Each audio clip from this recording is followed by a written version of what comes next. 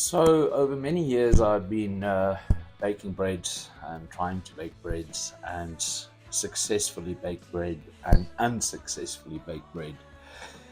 And a couple of weeks ago, I just threw some ingredients together with a theory in my mind to try and bake a very fluffy, a very holy bread. So there's a lot of holes in there and air pockets and things like that. And I baked the bread and it was successful. It was very, very good. However, I never used the recipe. So a lot of you asked me to please redo this bread and actually write out the recipe. So it nearly took me a week just to develop everything, test it out 3 times again just to make sure that it is perfect. And here we go. Okay, guys, so this is a bread recipe that comes out of my own mind. However, it is very easy to make. It takes, unfortunately, 24 hours to do, so it takes a whole day. But you will never bake bread in any other way, the way that I'm showing you today. I hope so. So let's get going. Let's get this bread going and see if we are successful. And then I would like to hear from you and see what you've actually created making this bread. So let's go. All right, let's start with the ingredients. You're going to stick with 600 grams of white flour. So this could be a bread or a cake flour. 6 grams of yeast. 30 grams of sugar, could be brown sugar or white sugar. 7 grams of salt, could be sea salt, kosher salt, or just ordinary iodidated salt. 650 grams of water. Okay. Now, in your mind, this should definitely tell you, hold on, this is wrong. Why is there more water than flour? But you'll see a little bit later. You're not going to need this. There's no need for kneading this bread. This, you're going to incorporate everything into a large container as is, and you're going to stir everything through to ensure that each and every one of those little flour particles gets hydrated. This is very important, something that they don't tell you. But you have to rehydrate each and every little piece of flour. And that's a secret to making very good bread, because that will then create gluten and it will actually make it very, very strong. In the beginning, you're going to think, okay, this is a mess. This is going to be very sticky and is going to be uncontrollable, and you will not be able to do anything with it. That's not true. This is actually going to eventually become so usable and so pliable that your hands won't get sticky whatsoever. So let's quickly do this. So all you do, add absolutely everything into this bowl and stir it through as thoroughly as possible. So let's quickly do. Right, lesson learned. Do not put the microphone on a work surface where you're working. It makes a horrible noise. Right, but what I was trying to say is you can use this then for many different kinds of breads. From focaccia, ciabatta, calzone, pizza, baguette, all kinds of very loose um, textured bread on the inside, but a strong bread that will actually hold up with sauces and with gravies and things like that.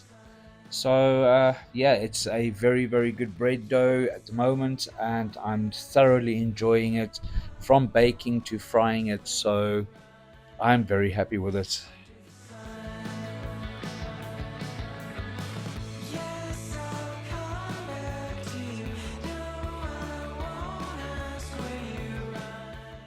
Once you're done mixing everything, cover it with a lid and put it aside for 2 hours in room temperature. Not necessary at the moment to cool it down or to heat it up, but if you're in a frigid area, then you might need to put it into a proof drawer. Okay, it's been 2 hours and the dough looks very different. You can see that there are some bubbles forming, and that's a good thing. What you're going to do is you're going to take your hand, dip it into water, and fold it over on top of each other. That's all we do, just like that. Okay, and that's it. And now you leave this for another 2 hours. No worries. Okay, this took me less than 30 seconds to make, and we are finished for another 2 hours. Yes, it takes a long time, but it's not a lot of effort. This is the great thing about this bread recipe. And the fact that I'm looking at these big bubbles forming already tells me that this is a very, very good dough. Okay, this is 2 hours later, and here is our dough. Let me show you this. You can see that there are plenty of bubbles forming all over the surface, which is a good indication. Right, still very jiggly, but that's okay. Right, again, clean your hand, dip it into water, grab it, and fold it. I can turn this, grab, and fold, and again, do that. Nice and gently, but firm. There we go. Right. And you can see that it is already starting to loosen up at the bottom as you turn it. And as you can see, it's actually, yeah, there's some bread sticking or dough sticking on my hand, but it's not the end of the world. It's not that much. So 2 hours, and let's go. And we're back again. This is now, I think, 6 hours. Every 2 hours, we've actually turned this. And after this, you're going to put your dough in the fridge. It's a very hot day today, so it's about 30 degrees Celsius. So um, you need to start slowing down the fermentation because you want to have this done overnight, and you want to at least 24 hours that this dough needs to ferment and rehydrate and become incredibly strong. Okay, so again, clean hands in there, and now you can see how beautifully stretchy this dough is becoming. Check that out. And there's hardly anything on my hands. Alright, beautiful. That's all you do. Take that, just put that back in there. Alright, and until you go to sleep, and hopefully you go to sleep early, you're going to do this still every 2 hours. Then you leave it overnight, let it rest, and tomorrow morning when you get up, first thing when you remember, you're going to keep on doing this until we actually start with the pre-shaping, because this is now the bulk fermentation, and we need to then tomorrow break this down into smaller pieces, and we're going to make beautiful little buns, little dinner rolls with this. So it will be like a ciabatta, I would imagine, but that's only for tomorrow. It's 4 o'clock at the moment, so I'm still going to carry on doing this. So I'll see you later. Right, as you can see, 10 hours later, 5 turns, it's been basically an entire day process. But if you plan it ahead, you can actually continuously making this bread, and it should just become part of your routine.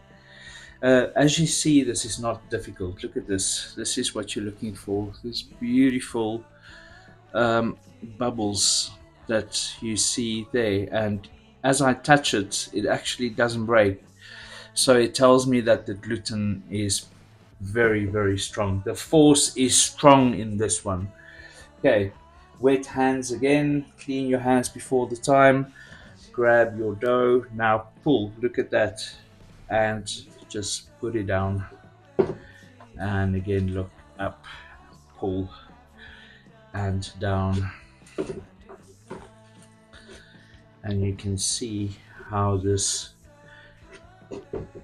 mess this morning has become this beautiful, strong dough, which is exactly what will give you those bubbles on the inside. So, okay, this is going to sleep, and we will see you tomorrow. Good night. Hey, good morning, guys. Okay, this is the next day. The dough stayed overnight in the fridge, and we're just going to give it a few more folds before we start finally shaping it. So here you can see what the dough looks like overnight. Those bubbles have formed. You can see that there's a lot of pockets, and the dough looks like that. This is exactly what you're looking for. Right, again, clean hands, wet hand. Give that a nice pull. See how that absolutely just pulls beautifully. Nothing on my hands to speak of. Give that a nice, there we go. Look at that. Right, we're coming to the end of this dough, folding it, so we are almost finished. Right, I would say one more turn, so another 2 hours for now, and then we're going to do the final shaping and we're going to do the baking. Excellent. We'll see you soon. Okay, here we go. This has now been 24 hours since we started this process. This is going to be the final turn that we're going to do before we start shaping our bread. Now we got to decide what are we going to make. Like I said before, I think this time we're going to make small little dinner rolls. But here you can see we started off yesterday with something that is very gloopy, and here you've got a dough which is absolutely supple, full of air, and exactly what you are looking for at the moment. So last 2 hours of this, and then we're going to start shaping this and finalizing our bread. Yes, we are very excited about this. See you in a bit.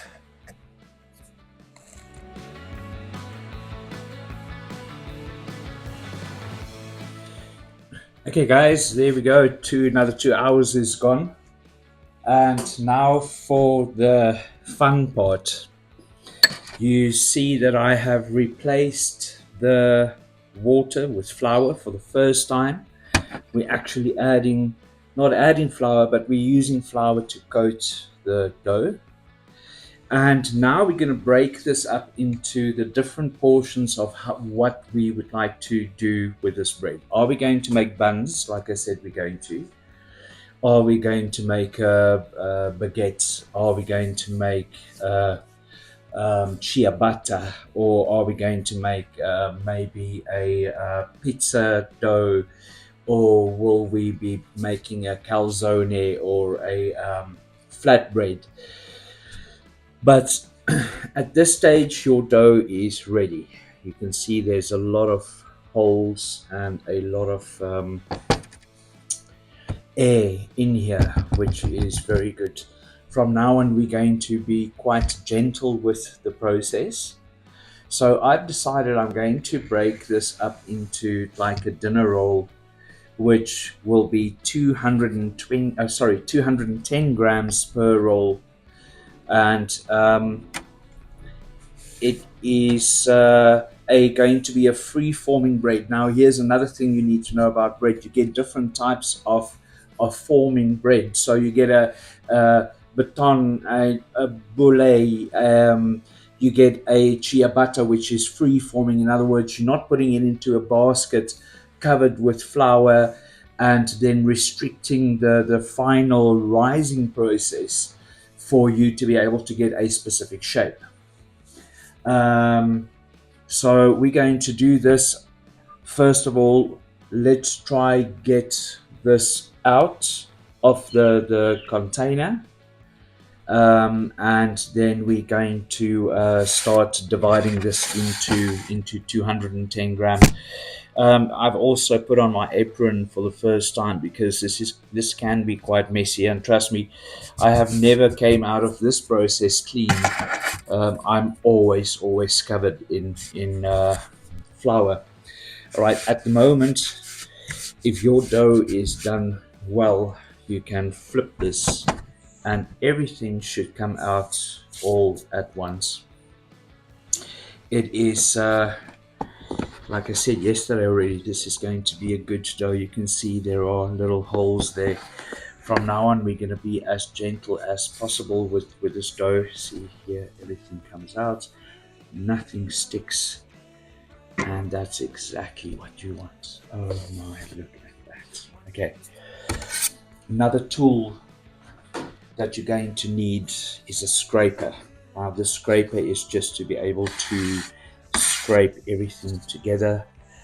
And just bring everything back. And let's try. You need a little bit of confidence, and confidence only comes with practice. So at the moment, this flour is just going to help this beautiful dough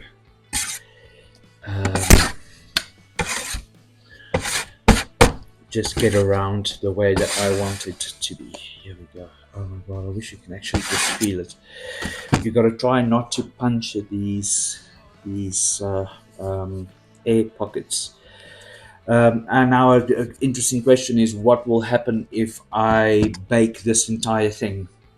Well, first of all, it will spread a little bit, because now what we're going to do is, once we divide this, we want this surface to start getting tension. That tension is going to keep the form of this dough. Right. So what I want to do before I divide this, I just want to fold this in a little bit on its own. And you can see from 650 grams of water, 600 grams of flour, you actually get this. Okay, I've got a little scale here, and I think I might need a little bit more flour.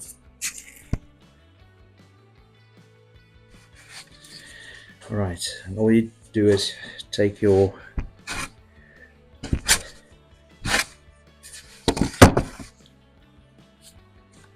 scale, 209. It's supposed to be 210. That's on the money right there. I don't think I'm going to be this lucky again. And again, more flour. Alright, let's see. That was just beginner's luck. 183.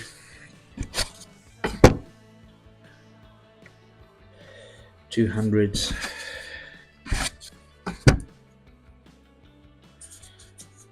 215. A little bit back. There we go. And you're on 210. Okay. The moment, don't worry that you're adding those small pieces will be incorporated into the final bread that you will be making.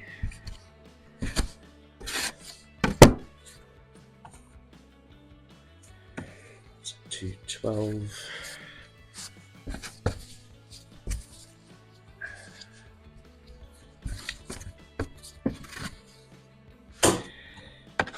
I'm quite excited. I haven't made dinner rolls in a long time, and this is not a sourdough, but this is damn nearly a sourdough process and fermentation, which you will experience. So I'm just really chuffed with how this actually came out, and I had to just share this with everybody else. I'm just folding this for now, but we're going to fold this and form this quite beautifully. Okay, let's see.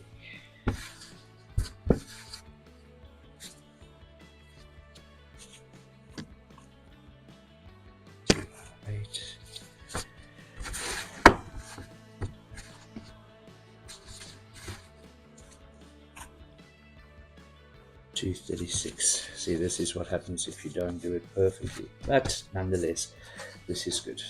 Right. Like I said, now you need to start forming a tension on the surface. And by doing and folding into your bread make sure that you have a lot of flour, you are creating this tension on the top, which will give you that thin, crispy crust. Now you can see how careful I am. And all I'm doing now, I am now rolling it in like that. See that bubble there? Now, if your dough was weak, then that would have actually just burst, and you would not have any kind of bubbles on there. And this is what you're looking for in a sourdough, I would imagine, or this kind of process. All right, this is the bottom of your bread, and I'm just going to elongate this now a little bit. I'm not making a baguette, otherwise you have to pinch it at the bottoms, or well, on the sides. Okay, and this is going to be like a little ciabatta, I would imagine. This is now going onto a baking tray, and we're going to just let it rest for a bit. And I'm just going to do the rest of these as well.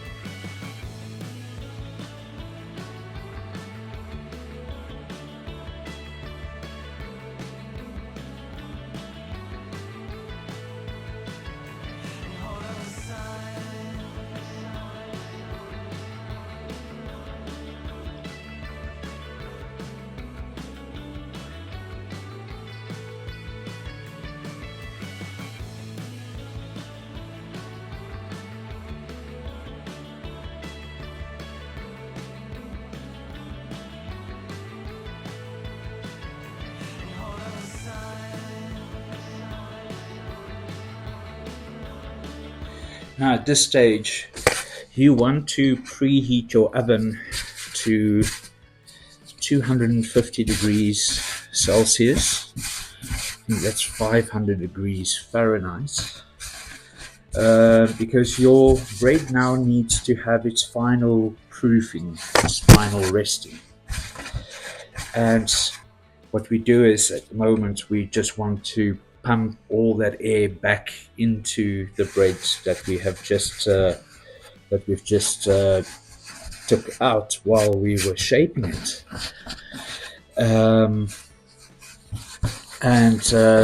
By then you should actually have a warm oven, which is exactly what you're looking for to be able to bake this. Now this one I'm going to leave as is for now. I also have one here that won't fit in my baking tray. That's also fine. I'm going to put that in the convection oven. And you want to cover your bread for, I would say, right guys, here we go. This is 30 minutes later. This is the bread that's already now finally proofed. There's two other slices. This one I've actually stuffed with some cheddar cheese. We're going to deep fry that, a little bit naughty. But okay, in the oven it goes at 250 degrees, and it will be there for at least 40 minutes. So try not to be tempted to open the oven. And hasta la vista, babies. It was at this moment I realized I stuffed up. I forgot that this baking tray was too big for my oven, so I quickly had to fix this issue But yeah, nonetheless, the outcome was okay, I think.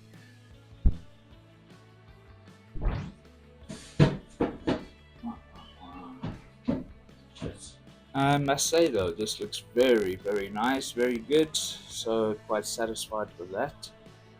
All right, and we'll have a look at the baked bread a little bit later. Right, guys, here we go. Okay, this is the final result after baking. These three chia butters, and I'm going to call them chia butters, officially came out of the oven. These three was in the convection oven.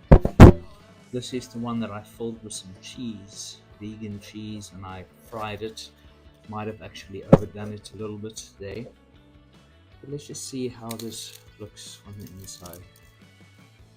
Oh my gosh. I love holy bread. I call it holy bread. Listen to that crunch. And look at those big, big pockets of air that you've trapped in there, and that's what you want. This makes me very, very happy. So there we go. As you can see, this is not a quick process, but this is a guarantee that you always will have bread that looks like that.